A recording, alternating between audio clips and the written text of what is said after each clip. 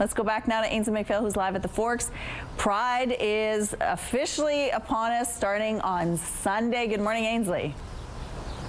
Good morning, Michelle. And Pride is so diverse. You're going to see a lot when you come to the festival and the parade on Sunday. Seth Kamabu joins us, and he's going to tell us about the Trans March.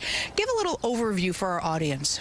Absolutely. So yeah, the Trans March is really about representation and visibility at the end of the day within the broader 2ST LGBT community. It's really about bringing together two-spirit, trans, and gender diverse folks as a community, bringing them together and, celebrating things like trans joy, celebrating and amplifying our voices, our stories, our experiences.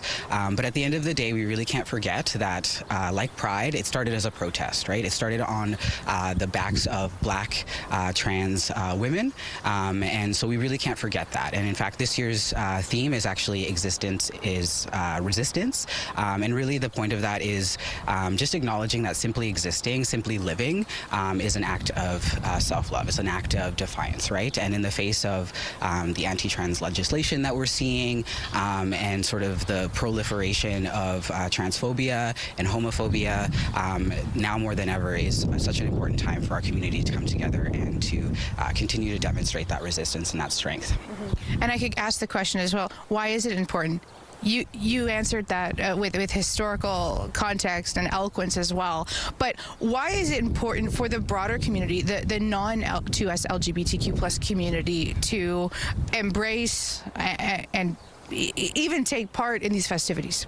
Well, I think that's a really good question. And, if we were to ask people within our community, what is the importance or what is the significance, you would get so many diverse answers, right? Because it is a personal experience for many of us within the community.